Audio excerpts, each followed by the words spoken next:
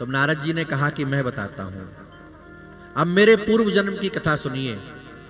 नारद जी अपने पूर्व जन्म की कथा सुनाते हैं।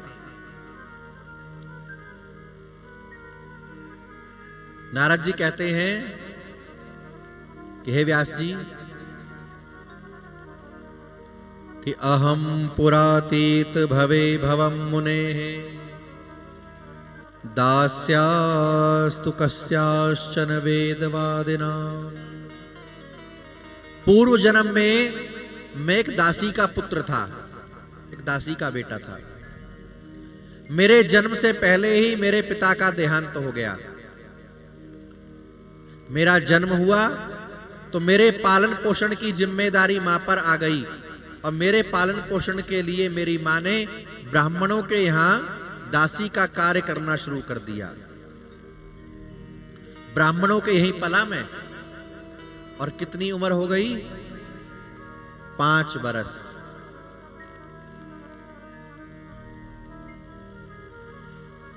जब मैं 5 बरस का हो गया तो कुछ संत आए चातुर्मास करने ब्राह्मणों के यहां, चौमासा कर समय में। पहले संतों की जमात घूमती थी, पहले मठ मंदिर आश्रम नहीं बनाते थे संत, जमात लेके घूमते थे। और जब बरसात के 4 महीने आते, चौमासा जिसको कहते हैं, इधर क्या कहते हैं? चौमासा ही, कुछ और बोलते? परीक्षित जी, चौमासा बोलते इधर? क्या बोलते? ये कहीं और थे, इधर नहीं थे। हाँ, नजर हटी, दुर्घटना घटी। हाँ, इसलिए इधर ही नजर रखनी है, इधर उधर नहीं। उधर जो है वो उधर वाले जाने, अंदर बैठे हैं, उनकी जिम्मेदारी है। हाँ, कल क्या कहा था मैंने? भूल गए ना? बादाम खाते हो? बादाम खाते हो? बादाम समझते हैं? बादाम, अरे तेरी, तो बादाम जो खाते हैं, काजू किशमिश मेवा बादाम खाते हैं? नहीं खाते? तो अभी ध्यान नहीं लग रहा। 1 किलो लाइए, आधा हमको खिलाइए, आधा खुद खाइए, दिमाग ठीक रहेगा। बोलो राधे राधे। और धीरे बोलो।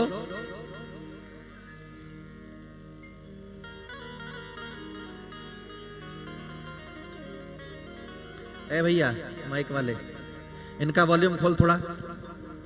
हाँ, अब बोलो, खोल दिया उसने, अब बोल के दिखाओ, राधे। हाँ, अब ठीक है।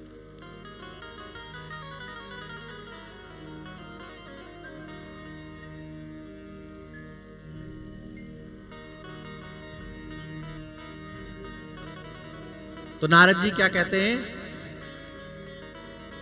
कि संत आए चौमासे में चातुर्मास करने के लिए ब्राह्मणों के यहां, और ब्राह्मणों ने मुझे उन संतों की सेवा में लगा दिया। अब 5 बरस का बच्चा क्या सेवा करेगा? संत कहते, मेरा नाम भी नहीं रखा गया था। नारद जी कहते हैं, संतों ने मुझे रामदास कह के पुकारना शुरू कर दिया। बच्चा रामदास, थोड़ी तुलसी ले आओ ठाकुर जी की सेवा के लिए, थोड़े पुष्प ले आओ, फूल ले आओ, थोड़ी दुर्वा ले आओ, जरा चंदन तो घिस दे, जरा जल छान दे। 4 महीने मैंने ऐसे सेवा करी। अब वो संत जब सत्संग करते, कीर्तन करते, तो मेरा बड़ा मन लगता, मैं उनके पास बैठा रहता, और पता ही नहीं लगा कि 4 महीने कब बीत गए। क्योंकि सुख का समय बहुत जल्दी बीतता है, दुख का समय काटे नहीं कटता।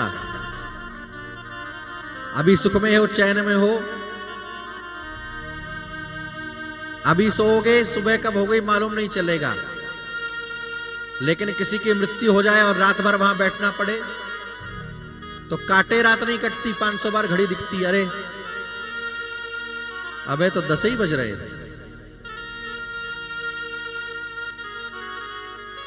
तो सुख का समय भागता है, और दुख का समय काटे नहीं कटता। नारद जी कहते हैं 4 महीने कब बीत गए पता नहीं चला, और एक दिन देखा मैंने कि वो संत जाने लगे। मैंने उनसे कहा कि बाबा मुझे भी साथ ले चलो, मेरा यहां मन नहीं लगता। संतों ने कहा अभी तू बहुत छोटा है, मात्र 5 बरस तेरी आयु है, हमारे साथ रह नहीं पाएगा।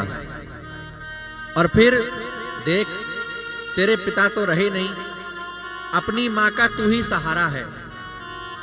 तेरी मां कैसे जिएगी, कैसे रहेगी? मां की सेवा कर, और जब मां का शरीर पूरा हो जाए। मैंने संतों से कहा कि मुझे कुछ तो कहते जाओ, मैं क्या करूं?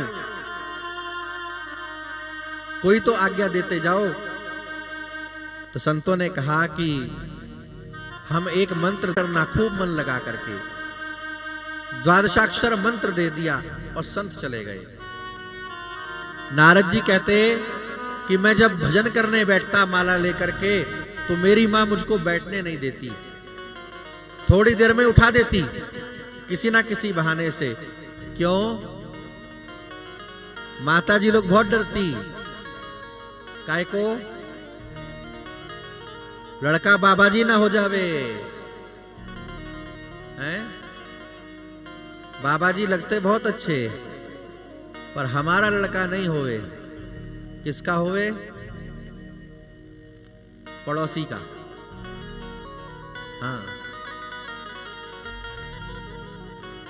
ये सब माता लोग का हाल है। कोई मां नहीं चाहती कि हमारा बच्चा बाबा जी हो जाए। ज्यादा पूजा पाठ करे तो माई जल्दी घबराती है, कहीं बैरागी ना हो जाए। तो नारद जी कहते कि मेरी मां मुझे भजन नहीं करने देती। अच्छा, भजन तो बचपन से ही करना चाहिए, 55 में होगा भी नहीं, बड़ी मुसीबत है। किसी को कान से कम सुनाई देने लगेगा, होगा ना बुढ़ापे में। किसी को आंख से कम दिखेगा, बत्ती सी चली जाएगी तो क्या बोलोगे समझे नहीं आएगा, बिना बजाए सीटी बजेगी।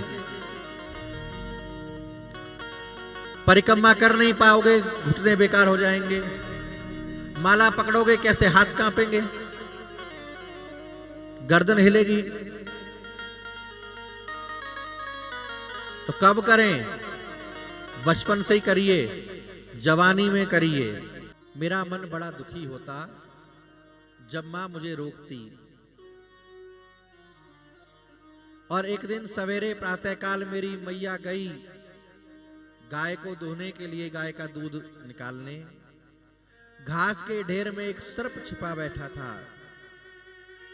मां का पैर सांप के ऊपर पड़ गया और सांप ने मेरी मां को डस लिया, मृत्यु हो गई। नारद कहते हैं कि मैंने कुटिया के भीतर मां का शरीर रखा और कुटिया के समेत मां का अंतिम संस्कार कर दिया। घर छोड़ करके निकल गया वन की ओर। व्यास जी ने पूछा कि नारद जी, मां का अंतिम संस्कार करना तो समझ में आता है, पर आपने कुटिया में क्यों आग लगा दी? कुटिया समेत क्यों? नारद जी कहते हैं ये माया बड़ी कठिन है, समझ में नहीं आती। घर छूट जाए तो भी घर वाले याद आते हैं। बहुत से लोग बाबा जी हो जाएंगे, साधु बाबा बन जाएंगे, इधर उधर घूमेंगे, मांगेंगे तांगेंगे, 6 महीना में, साल में आएंगे घर में। अपने तो ब्याह हुआ नहीं तो भैया भौजाई को देंगे, भतीजा को देंगे, ले अपने भी नरक जाएगा, सब पूरे खानदान को लेके जाएगा।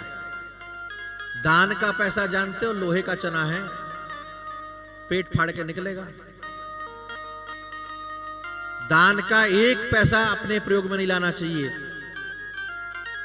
जिस काम के लिए मिला हो उसी में लगाइए। अपनी जेब से 1 और खर्च हो जाए तो कोई बात नहीं।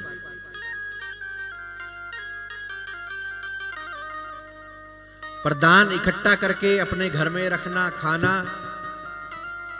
भारी पाप है।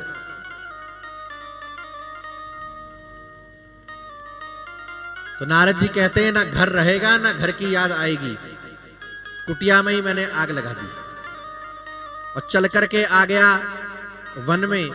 एक सरोवर में मैंने जल पिया, स्नान किया और एक पीपल के वृक्ष के नीचे बैठ गया, भजन करने लगा। समाधि लग गई और मेरे मन में झांकी प्रकट हो गई भगवान की, हृदय में मुझे भगवान का दर्शन हो गया। नारद कहते हैं कि कुछ समय के बाद ही वो झांकी अंतर ध्यान हो गई। मैं व्याकुल हुआ, आंखें खोली तो आकाशवाणी हुई कि हे बालक, इस जन्म में मेरी प्राप्ति नहीं होगी। कब होगी? तो कहा कि जिस पेड़ के नीचे तू बैठा है ना तप करने, इस पर जितने पत्ते लगे हैं इतने जन्म बीत जाने के बाद तुझे मेरी प्राप्ति होगी। नारद कहते हैं मैं तो नाचने लगा, मुझे बड़ी खुशी हुई। व्यास जी ने पूछा नाचने की क्या बात थी, इतने जन्म बीतेंगे तब? नारद ने कहा कि यही तो खुशी की बात थी। क्या? कि मेरा पक्का तो हो गया कि इतने जन्म के बाद मुझे भगवान मिल जाएंगे, नहीं तो ठिकाना ही नहीं है मिलेंगे कि नहीं मिलेंगे। मिलेंगे तो कब मिलेंगे कोई पता ही नहीं है। अब मेरा पक्का तो हो गया, इतने जन्म बीतने के बाद मिलना तय है। नारद जी कहते हैं जन्म पर जन्म मेरे बीतते गए और जब सारी सृष्टि का संहार हुआ, प्रलय के समुद्र में डूब गई, ब्रह्मा जी ने सबका आकर्षण किया और भगवान ने जब ब्रह्मा का भी आकर्षण कर लिया तो सबके साथ साथ मैं भी भगवान के उदर में चला गया। और अब की बार जब भगवान ने सृष्टि करी तो मैं दासी का पुत्र, देवताओं का ऋषि नारद बनकर के प्रकट हुआ हूं। व्यास जी, तीनों लोकों में मेरी पूजा होती है। देवताओं का तो मैं ऋषि हुई, मनुष्यों के यहां भी मेरी पूजा होती है और राक्षस भी मुझे सम्मान देते हैं, मेरी पूजा करते हैं। ये काहे का प्रभाव है? ये सत्संग का प्रभाव है, ये संतों के संग का प्रभाव है।